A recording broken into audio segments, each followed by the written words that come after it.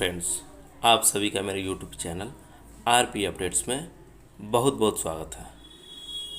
आज हम चर्चा करेंगे मिशन कैवल्य के तहत जो दो नए कोर्सों को सभी शिक्षकों को यह कोर्स करना है, उन दो कोर्सों के बारे में, जिसमें पहला कोर्स है बुनियादी साक्षरता सीखने के सिद्धांतों की समझ। इस टॉपिक पे चर्चा करने से पहले अगर आप मेरे चैनल पर नए हैं तो प्लीज़ मेरे चैनल आरपी अपडेट्स को सब्सक्राइब करना न भूलें और बगल के बेल आइकन को दबाएं ताकि मेरा जो भी वीडियोज आए उसका सबसे पहला नोटिफिकेशन आपको मिले। तो चलिए शुरू करते हैं।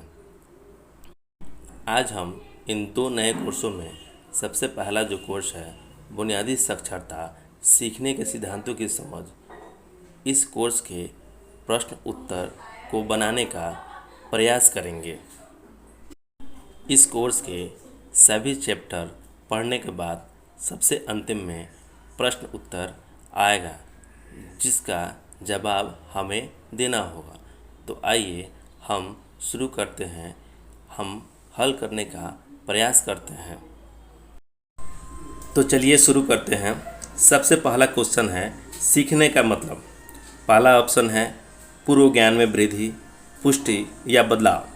सेकेंड ऑप्शन है नए निष्कर्ष पर पहुंचना एवं दूसरों को भी समझा पाना। तीसरा ऑप्शन है सीखी हुई बात से संबंधित कार्य कर पाना। और चौथा ऑप्शन है उपरोक्त सभी।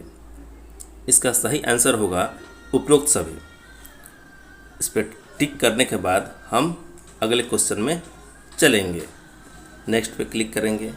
अगला क्वेश्चन है निम्न में से कौन सा कथन सत्य है। पहला ऑप्शन बच्चे कोरे कागज़ की तरह होते हैं। सेकेंड ऑप्शन जो कुछ सीखा है वह व्यवहार में नज़र आना अनिवार्य है। तीसरा ऑप्शन सीखने ज्ञान के बुनियादी ढांचे में बदलाव है। और सबसे लास्ट ऑप्शन बच्चे ने याद कर लिया है तो इसका अर्थ है कि उन्होंने सीख लिया है। इसका सही आंसर होगा थर्ड, सीखने ज्ञान के बुनियादी ढांचे में बदलाव है। अब हम अगले प्रश्न में चलेंगे। अगला प्रश्न है कक्षा में बच्चों के लिए सीखने का वातावरण बनाने के दृष्टिकोण से कौन सा कथन सत्य है। इसका पहला आंसर है बच्चों को आपस में बातचीत नहीं करने देनी चाहिए। सेकेंड ऑप्शन है सीखना एक मानसिक प्रक्रिया का परिणाम है, अतः सीखने में वातावरण की कोई भूमिका नहीं होती। तीसरा ऑप्शन है कक्षा शिक्षण के समय बच्चों को छोटे छोटे समूह में मिलकर कार्य करने की अवसर देनी चाहिए। चौथा ऑप्शन है बच्चों को सिर्फ निपुण वयस्क एवं बताया गया फॉर्म ही करना चाहिए। इसका सही आंसर 3 होगा। कक्षा शिक्षण के समय बच्चों को छोटे छोटे समूह में मिलकर कार्य करने के अवसर देने चाहिए। अब नेक्स्ट क्वेश्चन पर चलेंगे। अगला क्वेश्चन है न्यूरोप्लास्टिसिटी की समझ पर आप कक्ष में क्रियान्वयन के लिए किन विकल्पों का चुनाव करेंगे।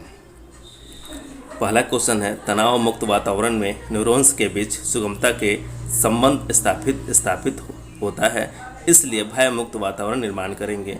सेकेंड ऑप्शन है नई दक्षताओं के विकास में मस्तिष्क की जटिल बनावट प्रभावित होती है, इसलिए विविध अनुभवों से गुजरने का मौका बच्चों को देंगे। तीसरा ऑप्शन है विकल्प पहला और दूसरा दोनों कक्ष में क्रियान्वयन के लिए उपयोग नहीं करेंगे। और सबसे लास्ट और सही आंसर है विकल्प पहला और दूसरा दोनों का कक्ष में क्रियान्वयन के लिए उपयोग करेंगे। अब हम नेक्स्ट क्वेश्चन पे चलेंगे। अगला क्वेश्चन है सार्थक और गुणवत्तापूर्ण प्रेरणा का बच्चों के सीखने से क्या संबंध है। पहला ऑप्शन है इससे बच्चों के सीखने पर कोई प्रभाव नहीं पड़ेगा।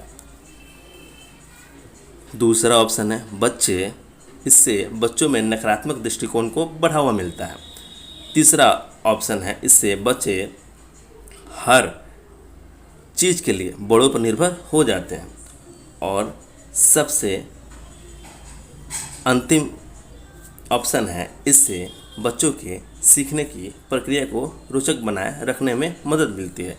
इसका आंसर होगा डी, इससे बच्चों के सीखने की प्रक्रिया को रोचक बनाए रखने में मदद मिलती है।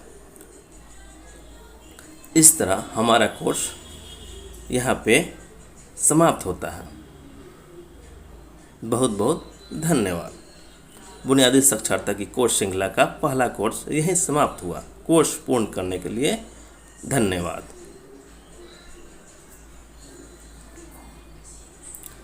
Submit to continue. Total question 5 question, answer 5 question, script 0,